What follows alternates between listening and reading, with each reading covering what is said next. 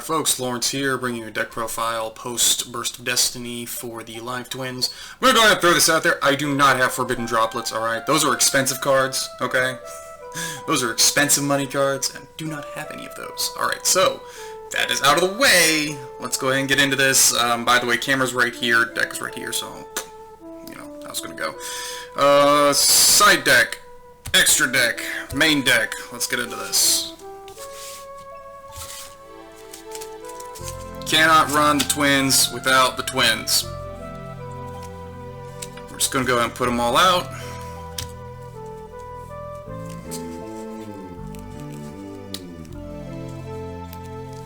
Alright, simple as that. I run 3 Kiss Kill, 3 Lila, and 1 of the Holidays. So, the reason you're running this one is, so, let's say you start with Kiss Kill in hand. Alright? You play Kiss Kill, it gets Impermed, Effect Veilered, Ash Blossomed, whatever. Point is, it does not get its summon effect off, and you happen to have the Rhoda in your hand. You play Sunny Snitch, and then you bring out this card. You add it to your hand, and you special summon it because you control a Kiss-a-Kill monster. That is the only purpose for this card. It has a battle damage mitigation thing, where however much damage you take, you cut the attack of an opposing monster by that much. No one cares about battle damage mitigation anymore. This is not the time for that. Kiss Kill Frost has a much better effect, so whenever your opponent adds a card from the main deck to their hand by card effect specifically, so you know, not on the draw phase, you can banish this so long as you control an evil twin monster. You banish this and you get to draw a card. It's pretty good. I only run 1 of each. One's all I feel like I ever need. So I get to put other stuff in the place. Next up, we are running the main deck Evil Twins, Kiss Kill, and Lila Monster, because we have Trouble Sunny. Huzzah! What Trouble Sunny does, and I'll probably repeat this as soon as I get to the card, Trouble Sunny lets you pitch an Evil Twins monster from the hand, deck, or field to the graveyard, so that you can then non-destruction, non-targeting remove, so send a card on your opponent's side of the field to the graveyard.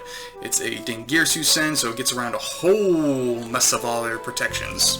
And you leave this preferably in your deck so that you can send it to the graveyard, and Trouble Sunny banishes itself to get rid of that card that's causing a problem for you. Next up, we just have a bunch of hand traps. I'm going to go ahead and lay them all out. Nibs, Veilers, Ash Blossom, DD Crows, and you know what, for good measure, let's just throw the impermanents in there. 15 hand traps. I mean, impermanence is kind of half of a hand trap because, you know, you have to control one card in order to use it like a hand trap. But the point is, your opponent basically just does not play the game. You only need 1 of those Live Twin cards, either Kiss Kill or Lila, not the holiday variants, and you can go into your full combo. And you keep drawing cards. This deck draws cards like no one's business. So, these are just my preferred hand traps right now. I feel like everything's flooding the board again, so I put Nibiru back in there. Ash Blossom is just good. I like these 2 for getting around chain blocks. And DD Crow I like just because I got a lot of people who play Salamangreats at my locals, and I just get rid of their Gazelles, I get rid of their Spinnies, I get rid of their whatever their trap card is that they want to use, and it works for me at my locals. You can mix these up depending on what you tend to find against yourself, so that's that. I know I said that sounded kind of weird, what you tend to find against yourself. What you tend to play against.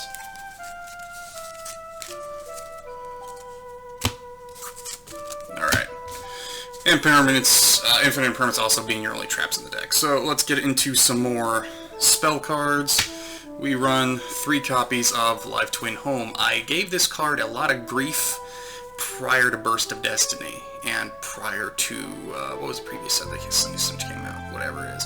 Anyway, now that you have Trouble Sunny, you have really, really good extra deck support. You don't need to rely on Unchained Abomination anymore, you don't need to rely on Baguska anymore, so the whole locking you into an Evil Twin really doesn't matter anymore because all I'm summoning are Evil Twin monsters from the extra deck, generally speaking. So Live Twin, it's now a liked card, not a preferred card. I still don't like the whole paying a cost, but you know, whatever. Next we have 3 copies of Secret Password. Secret Password grabs you home or grabs you the next card, which will be the Rhoda Live Twins Sunny Snitch. This is your Rhoda for the deck, and it's a once per turn, obviously. It also has a burn/regen effect, and I said this in my tier list video. I don't know if regen's the right word for it, but I think you understand what I'm saying. Every time they summon a monster, they burn for 200, you gain 200. So it doesn't sound like a whole lot, but against stuff like Salamangrates, against stuff like Sword Souls that are just constantly pushing out monsters, it adds up pretty quickly and can put you into Oko range decently quick. It is a continuous trap. Not continuous trap, continuous spell. In order to get that burn/regen effect, you have to have an evil twin on the field. Keep that in mind. Next up, we have 1 Upstart Goblin, because I like 39 card decks, not 40. Called by the Grave, and 2 Cross-Out Designators. These are the newest cards I have. I took 2 months off of the game, didn't buy any products or anything like that. I was lucky that I had a bunch of older cards that are really, really valuable and good that I could trade for Cross-Out Designators. I think I had a Lightning Storm I traded for 1, and a set of Evenly Matched I traded for the other. Which I think I still went out on top of that, because I never used Evenly Matched. I mean, I got to throw it in a couple deck profiles and all that stuff, but when it came down to actually playing the card, I never ended up using it, and it had been sitting in my binder for like 2 years. Anyway, I don't have a third, and I think I kind of like it that way, because all I end up doing with Cross-Out Designator is using it like a Called by the Grave. So they play Ash Blossom. Well, I go, hey, Cross-Out Designator, declare Ash Blossom Joyous Spring, banish that, and now you cannot Ash Blossom me this turn. Or Effect Veiler, or what have you. Basically all the hand traps I was running right there. That's what Called by the Grave does, essentially.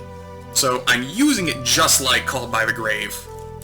That's why I'm not terribly concerned with not having a third one, because the way I feel, this is 3 copies of Called by the Grave. So, I like it. If I do get a third copy, I'll probably throw it in there. And finally, in the main deck, we have 3 copies of Pot of Desires. So we switch from Pot of Avarice to Pot of Desires. The reason we switch is not that you're not going to flood your graveyard with a bunch of monster cards that you can use with Pot of Avarice. It's more the case of you need 1 card out of 12. Sunny Snitch, Secret Password, out of 15. Sunny Snitch, Home, Secret Password, and then the 2 variants of your Life Twin monsters. You can banish 10 cards. Odds are pretty good you still have one of them.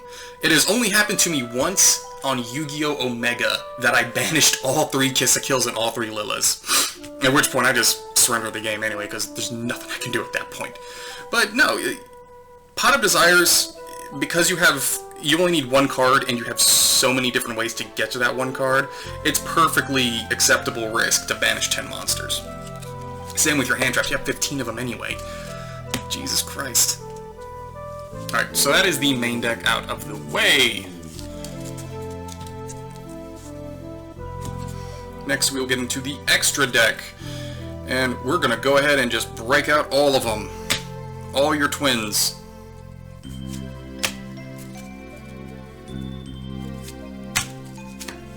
I am running 3 of each. I've seen people run 2 of the Evil Twins, Kiss, Kill, and Lila. That's fine, because you're generally going to be recycling them. I just say screw it and go full 3. It's come up a couple of times where I've needed a 3rd Lila, but generally speaking, no. Which is, again, going back to the Pot of Desires, you can banish 2 copies of Lila, 2 copies of Kiss, Kill, and you're still fine, because the main deck Lila and Kiss, Kill, you're only going to use once anyway. You're going to throw them into the graveyard and then keep bringing these guys in and out. Ideally, I should say. You know, it doesn't always go ideally. Trouble Sunny, though, is the big one. So Trouble Sunny's cool thing is you have this on the board, and you have these 2 in the graveyard. Let's go ahead and slap these over here.